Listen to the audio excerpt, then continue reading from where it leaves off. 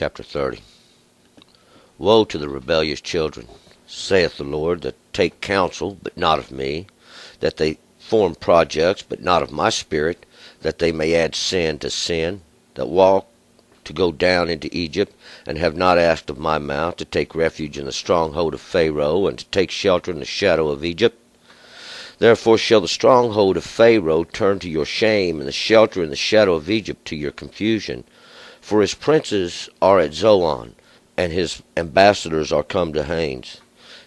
They shall be ashamed of a people that cannot profit them, that are not a help nor profit, but a shame, and also a reproach, the burden of the beast of the south, through the land of trouble and anguish, from whence come the lioness and the lion, the viper and the flying serpent. They carry the riches upon the shoulders of young asses, and their treasures upon the humps of camels, to a people that shall not profit them. For Egypt helpeth in vain, and to no purpose. Therefore have I called her arrogancy that sitteth still. Now go write it before them on a tablet, and inscribe it in a book, that it may be for the time to come, forever and ever. For it is a rebellious people, lying children that refuse to hear the teaching of the Lord, that say to the seers, See not, and to the prophets, Prophesy not unto us right things, speak unto us smooth things, prophesy delusions. Get you out of the way, turn aside out of the path, cause the Holy One of Israel to cease from before us.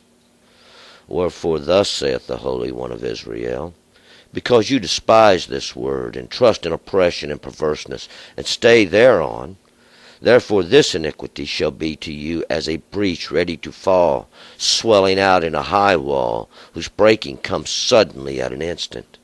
And he shall break it as a potter's vessel is broken, breaking it in pieces without sparing, so that there shall not be found among the pieces thereof a shard to take fire from the hearth, or to take water out of the cistern.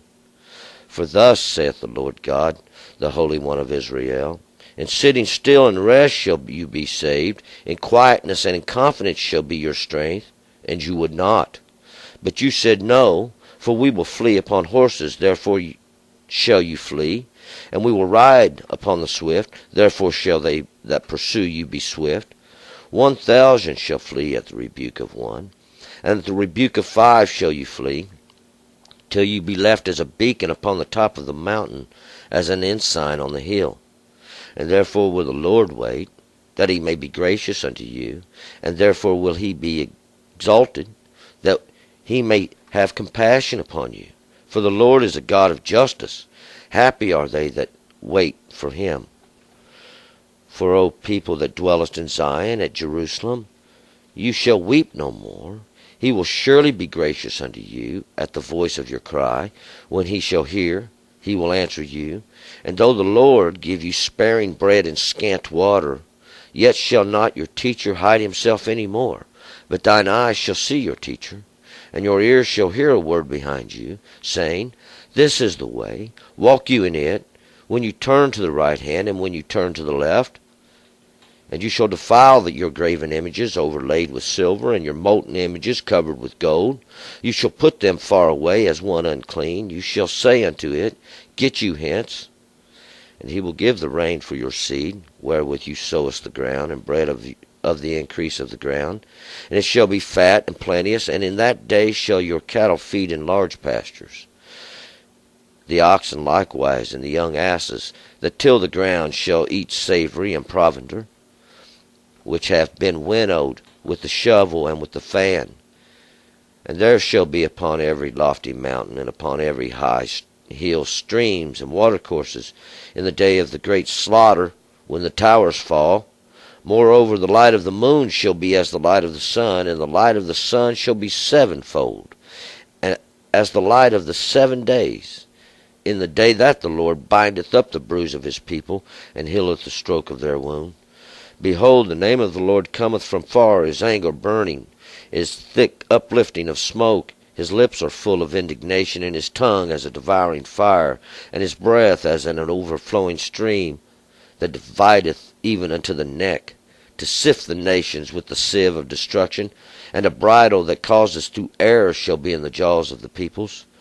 You shall have a song, as in the night when a feast is hallowed, and gladness of heart, And when one goeth with a pipe to come into the mountain of the Lord, to the rock of Israel, and the Lord will cause his glorious voice to be heard, and will show the lightning down his arm, and the furious anger, and the flame of devouring fire, and with a bursting of clouds, and a storm of rain, and hailstones.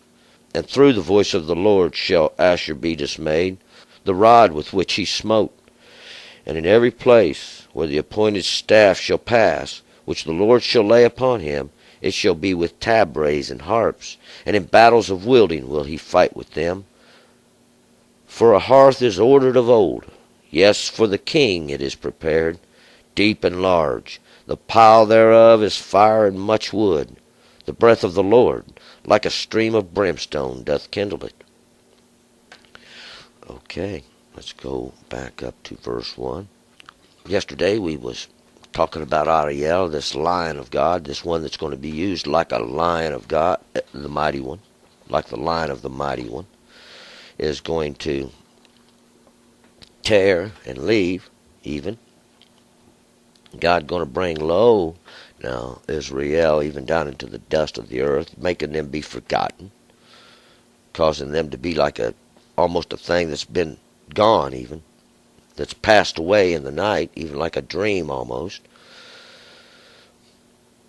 But we find, once again, God has done this as punishment. God has caused this as punishment, but God has done it so that he could show himself mighty even in all the earth, as he is God and can accomplish all things. And this is the marvelous work, once again, we spoke of in the last chapter. And these that take counsel in Nin shall be ashamed, because this is the strange act. God's doing a strange act, see. He's once again raised up idol. He's caused the people to go astray. They once again have took and made an image, even an image of a sacrifice. And these are those that err in understanding. These are those that err in spirit. These are those that err, that have gone astray. And we're going to pick it up in verse 1. Woe to the rebellious children, say to the Lord, that take counsel, but not of me, and that form projects, but not of my spirit, and that they may add sin to sin.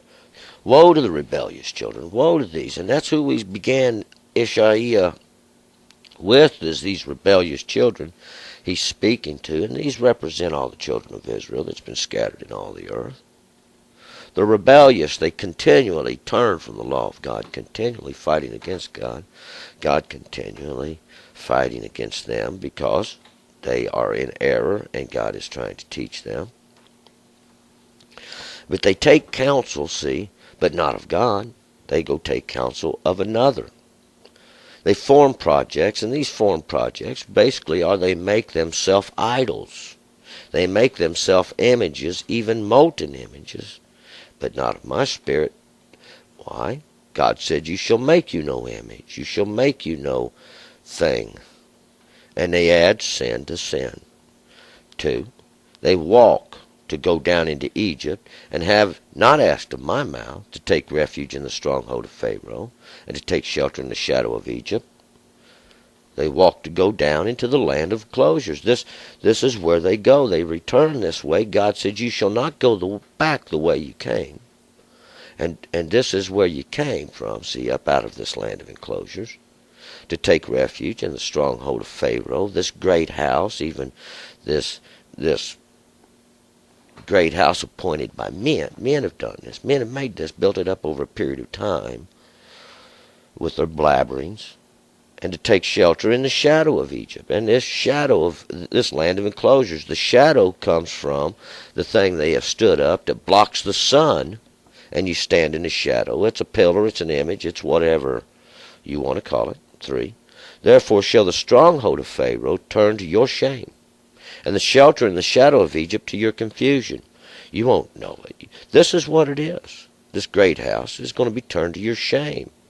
Why? Well, you took refuge in the Pharaoh. The Pharaoh's not the king, see. The Pharaoh is the one who acts in behalf of the king. That's a whole other understanding how he got his job, see. But we'll get there when we teach the book of Jasher. But this is what they do. They take shelter in this shadow of the land of enclosures, and even in the Pharaoh, this one who was appointed for. For his princes are at Zoan, and his ambassadors are come to Hanes. We remember Zoan. Zoan's that place of departure. See? That his princes are all these mighty men that he has. They're not king. They're just his sons, the princes. They go about, they almost have the authority of a king, but they're not. They're appointed by him. And they've come to Zoan, this place of departure, this place where they have turned from the law of God. They have no understanding. And his ambassadors are come to Hanes. And Hanes is that place where grace is taken away. They no longer have grace. Why? Well, they've come there with the understanding to deceive, because God has removed from them true understanding, and their purpose is to deceive and to take captive. 5, they shall all be ashamed of a people that cannot profit them, that are not a help, nor profit, but a shame and also a reproach. And these are the princes that come there to take over. They're going to take over this people. They're going to take over the children of Israel, these children that God has passed into judgment now. But they're going to be ashamed of them. Why? There's no help to them. They're become a shame and a reproach. There's no understanding in these people. They're stiff-necked and hard-headed. They won't listen to God. What makes them think they're going to listen to a man-made king? 6, the burden of the beast of the south, through the land of trouble and anguish, from whence come the lioness and the lion, the viper and the flying serpent, that carry their riches upon the shoulders of the young asses, and the treasures upon the humps of camels, to a people that shall not profit them. And this, in the last verse, entered a subject. There would be a space between this line, because maybe even only because the people shall not profit them is the reason this is here.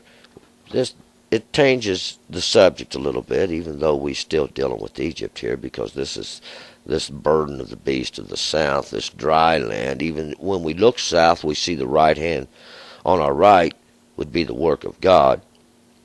This through the land of trouble and anguish, though, is where God brought the children of Israel out, the lioness and lion, that which tears and leaves, the viper, that poisonous snake, and the flying, even those fiery serpents that carry the riches on the shoulders of the young asses.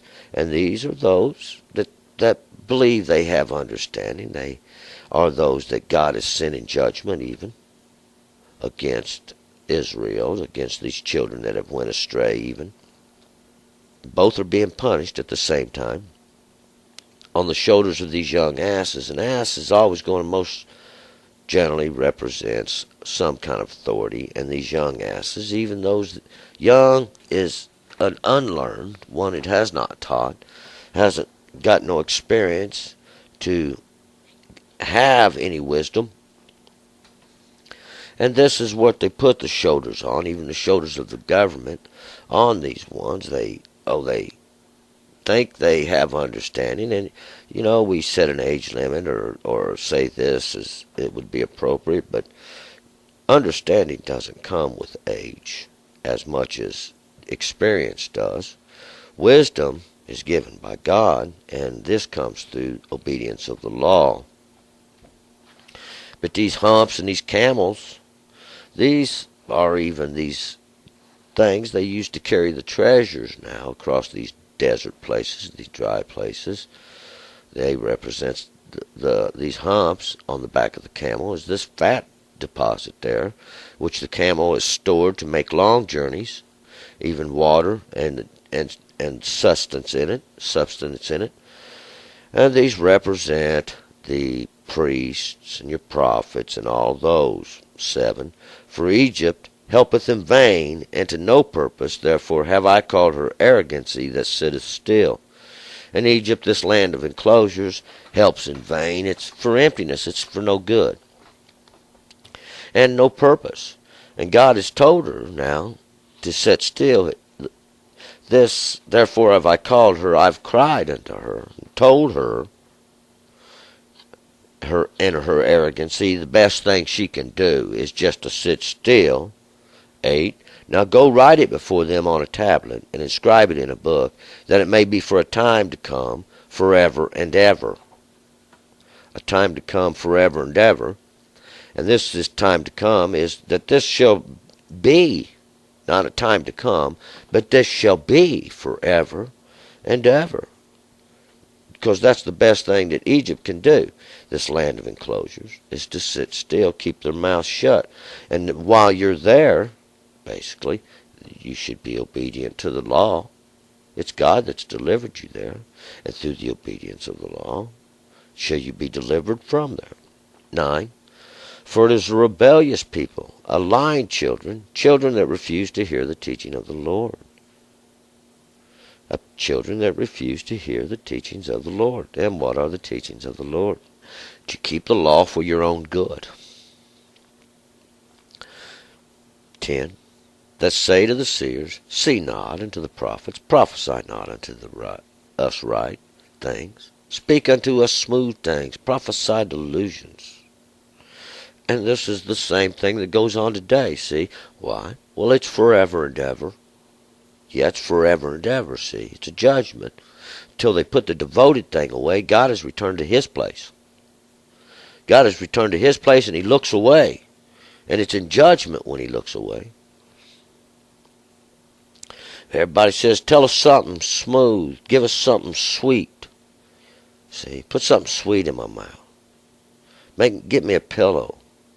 Make it easy for me. This place is too straight. See, that's the attitude. It always will be. Why? Because they've turned from the law of God. Who? Those that teach it.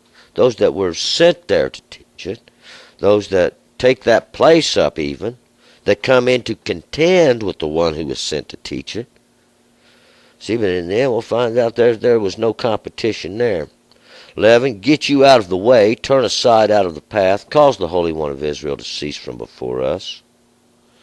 This is what they want. This is what they want God's judgment to stop, because it's now in the earth, and they take them and burn them in the fire daily, standing there waiting for them to pass by. Bands of them go out, seeking the souls of men. 12. Wherefore thus saith the Holy One of Israel, because you despise this word, and trust in oppression and perverseness, and stay thereon. Now because you can't stand, because you don't like, because you don't want to listen to this word, what? The Word of God. You don't want to listen to the 10 words. You don't want to have nothing to do with the law of God. 13. Therefore this iniquity shall be to you as a breach ready to fall, swelling out in a high wall, whose breaking comes suddenly at an instant. It's just because you don't want to listen to God. You don't want to do what God says. This is your sin. This is the breach ready to fall, swelling out in a high wall. It's like a dam holding back a mighty stream. The waters build up till they overcome. It happens every time. What happens? Well, they make themselves fat. They let the children sin. They let the children sin. They even make a covenant away so they can sin. It's like us swelling out. And there's a breach in it, a break, and it's ready to burst. 14. And he shall break it as a potter's vessel is broken, breaking it in pieces without sparing, so that there shall not be found among the pieces thereof a shard to take fire from the hearth, or to take water out of the cistern. And like a potter's vessel, this clay vessel that they used to use back then is what we're talking about. Just like that. When one takes it and he dashes it against a stone or rock, and it shatters into 1,000 pieces, without sparing it, like a putrid vessel, so that there shall not be found among the pieces thereof a shard to take fire from the hearth. There you won't find a piece to scrape the leprosy on your skin. There won't be a useful piece among it. not a one that you can use for a cup to take water out of the cistern. You won't use this broken vessel. God's shattering it. And these are the shards. 15, for thus saith the Lord God, the Holy One of Israel, in sitting still and rest shall you be saved, in quietness and in confidence shall be your strength, and you would not. So that's what God told you to do. And we find this example when he told Ezekiel, sit still and be patient. But that's not what they did. They went and down to Egypt and hired them some help and some armies. See? To help them against Assyria. We're going to find this is what happened. And we have history to prove it, and this is what's happening today. See, they've gone down to get them some help out of Egypt, out of the land of enclosures. 6. But you said, no, for we will flee upon horses, therefore shall you flee. And we will ride upon the swift, therefore shall they that pursue you be swift. We will flee on strengths. We will flee on these great strengths. Therefore shall you flee. And we will ride upon the swift. The swift is another word this could be used as light. This where your feet are real light and nothing. It's like you almost don't even touch the ground. So swift. That's this light even. He's swift even on the understanding. But they that pursue you shall have understanding as well. 17, 1,000 shall flee at the rebuke of one, and at the rebuke of 5 shall you flee, till you be left as a beacon upon the top of the mountain, and as an ensign on a hill. And so it is today. So it is today. And you did flee, and you did run, and today you are just a beacon. You like a standard, something we can use as an ensign on a hill. We can lift this up and say, hey, look, here it is.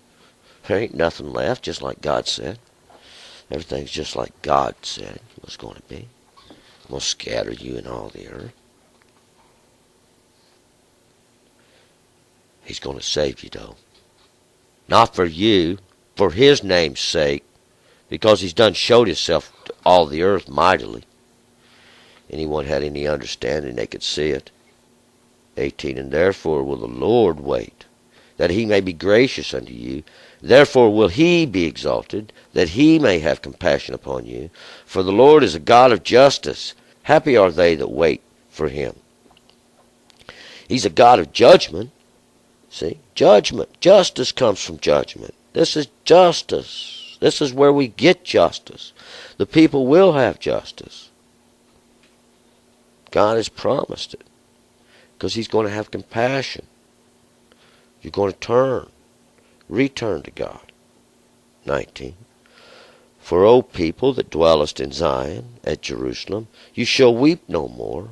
He will surely be gracious unto you. At the voice of your cry, when he shall hear, he will answer you. This is when you turn and return to God. You turn to the law. You turn to the way, the understanding God told you to use in the first place. This is your knowledge. This is your understanding. This is your wisdom. It's the everlasting covenant. You're the ones who's turned. You're the ones who's went astray.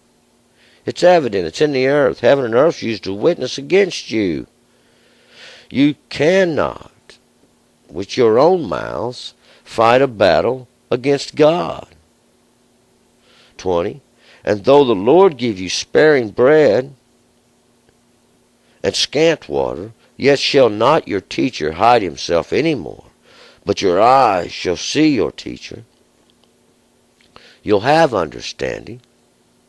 You'll see how God works, that he is God. You've been fed with scant bread and water. You've barely been given enough to sustain yourself. You've been brought down to the dust. We're going to find there's really nowhere else God can strike you. There's no more. He's done. This is set forever because your punishment's reached the end. God has turned away. He's looking in judgment. 21. And your ears shall hear a word behind you saying, this is the way. Walk you in it. When you turn to the right hand and when you turn to the left. You'll hear a word behind you. Why is it behind you? Because you've turned. You've turned and went away from God. And he stands crying constantly, this is the way. Walk you in it. When you turn to the right hand and when you turn to the left. And you'll hear this word. 22. And you shall defile your graven images overlaid with silver, and your molten images covered with gold. And you shall put them far away as one unclean. You shall say unto it, get you hence. You shall crush it into dust. You shall defile your graven images. You shall spit at them. They're overlaid with silver, these things that have been caused to pass through the fire, even these that have gone before. All these generations that are lost. How long will it continue? Your molten images covered with God. These things you poured out on it. Those things that belong to God. Not another. You'll put them far away as one unclean. It is unclean. It's hollow. You shall not partake of it. You'll say unto it, get you hence, get out of here. 23, and he will give the rain for your seed, wherewith you sowest the ground, and bread of the increase of the ground. And it shall be fat and plenteous. In the day shall your cattle feed in large pastures. God will bless you. God will bless you in the earth. God will bless you in your seed. This is your teaching. This is your understanding. This is your word. Shall be fat and plenteous. Deliverance. Redemption. 24. The oxen likewise and your young asses that till the ground shall eat savory provender, which hath been winnowed with the shovel and with the fan. The dust is blown off of it. It's clean. Savory. It's the best. All this provender, this is the substance which you feed these oxen. This is your greater cattle and your young asses. Once again, those young, they don't have no understanding. They put in leadership positions because of their strength of youth. God will feed them. See, God will provide for them understanding. They till the ground. 25, and there shall be upon every lofty mountain and upon every high hill streams and watercourses in the day of the great slaughter, when the towers fall. See, then shall understanding come. Then shall be water streams and courses of water. God pouring out understanding. When these towers fall, in that day of great slaughter, these towers, what? This is where they've set their watchmen.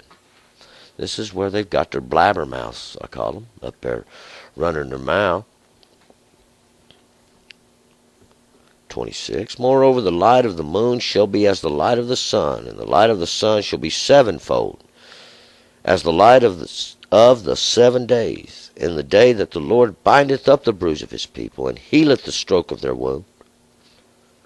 The moon, the light of the moon, the light of the lesser light even, shall be as the light of the sun.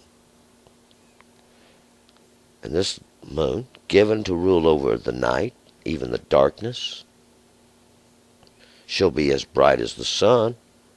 And the light of the sun, and basically that's because we can see it. It will be that visible. And the light of the sun shall be sevenfold. And 7, perfection, folded up. And its understanding will be like 7 days, like the 7 days of sun, all in one, at one time. And 7, perfection, days, understanding. And the light of the greater light shall be like the perfection of understanding, even in that day, the day of the Lord, when he binds up the bruise of his people. What? He heals his people. Who? Israel. These ones have been scattered in all the earth. This is the one God's trying to teach this understanding to. He's used you for an example. He's brought you down into the dust. He's done just what he said. Now he's going to heal the stroke of their wound. This is where God punished you, this stroke, this wound. Verse 27, Behold, the name of the Lord cometh from far, and his anger burning and thick uplifting of smoke. His lips are full of indignation, and his tongue as a devouring fire. Behold, look, here, see. The name of the Lord comes from far. It comes from across the distance, across the millenniums of time. And his anger is burning in a thick uplifting of smoke. Why? This is the burning, the confusion, the idolatry of the world that God is causing them. And they're suffering because of it. This thick uplifting of smoke, it's just the confusion and the black smoke of that which is burning in the furnace. His lips are full of indignation, and his tongue is as a devouring fire. His lips are full of indignation. This is anger built up over a period of time. God's angry and he's mad. Why? They've turned from the law of God. God is punishing them. He's getting tired of punishing. His tongue is a devouring fire. It's the law. See, the law does devour. When you turn from it, you are devoured by sin. Death comes upon you. 28. And his breath is an overflowing stream that divideth even unto the neck, to sift the nations with a sieve of destruction, and a bridle that causeth to error shall be in the jaws of the peoples.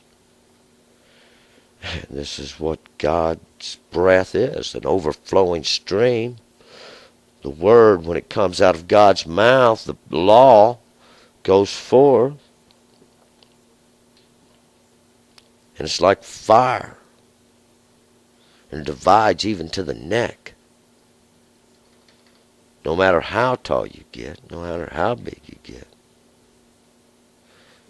And it sifts the nations with the sieve of destruction. I don't see nothing good about it. It says the sieve of destruction. For through destruction are they sieved out. And a bridle that caused error shall be in the jaws of the people. This bridle that causeth to err, we know what that is. The reins of men, they stand up there. You're like a chariot horse being used to drive now. This bridle that's in your mouth, put there by God, see, it's a bridle of error. You've been caused to err. It's idolatry. It's lies. 29, you shall have a song as in the night when a feast is hallowed, and gladness of heart as when one goeth with a pipe to come into the mountain of the Lord, or the rock of Israel. And so it is. So it is. They think it's all goodness and gladness and rejoicing, and they go about all having their feast, a feast that is hallowed even, set aside, like one going with a pipe, they playing the merry music and going dancing around. They think they can deliver themselves. 30, and the Lord will cause his glorious voice to be heard, and will show the lightning down his arm, with furious anger, and the flame of devouring fire, and the bursting of clouds, and a storm of rain and hailstones. You thought it was a day to dance around the fire. You thought it was a day to dance around the fire and make yourself there a little image. And we've been waiting for the law to come down, and now it's come back. And this is what we're talking about. God causing lightning down his arm. Anger. God's angry. Furious anger. The flame of devouring fire. The bursting of clouds. These clouds that are bursting. This confusion's taken away. A storm of rain. Hailstones. Rain. Hailstones. It's a magnet. These hailstones described as destroying the enemy on the road. More hailstones destroyed the enemy than did the soldiers, because this is this is the destruction of God, these truths coming down. 31. For through the voice of the Lord shall Asher be dismayed, the rod with which he smote. See, the rod which God uses to punish Asher, this step up, this step forward, this progress they think they've made with God. They think they've made some progress in the battle of God. God's prospered them in the battle. God's prospered them, bringing them ever so closer. 32. And in every place where the appointed staff shall pass, which the Lord shall lay upon him, it shall be with tabrets and harps, and the battles of wielding will he fight with them. Tabrets and harps, it's all pleasantry. It's all done with pleasantness, and no one considers these things. Little sugar cookie led you out. God went before you and your king. 33. For a hearth is ordered of old, yes, for the king it is prepared, deep and large. The pile thereof is fire and much wood. The breath of the Lord like a stream of brimstone doth kindle it. And the King James Version says tophet. Well, it doesn't matter. It's a place to burn things. And even the hearth, that place where we stack those things which to be burnt. It's ordered of old. Yes, for the king it is prepared. See, for this example, this one, you wanted it. You wanted the king. You don't remember when they come into Jericho. See, they didn't have no king. There was no king. God was the king. It was God that went before them. Salvation before them.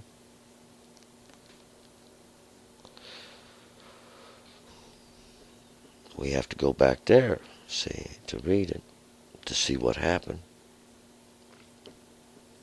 For the pile thereof is fire and much wood.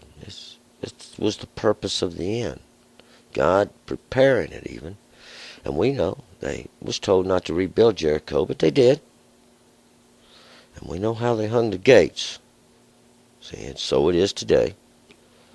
And God's truths are like fire and brimstone. Because God does kindle it, see. God has made this. God has done this. This is the destructive fire that's in the earth. We just have the good fortune to witness it. All right, we are going to move on to chapter 31.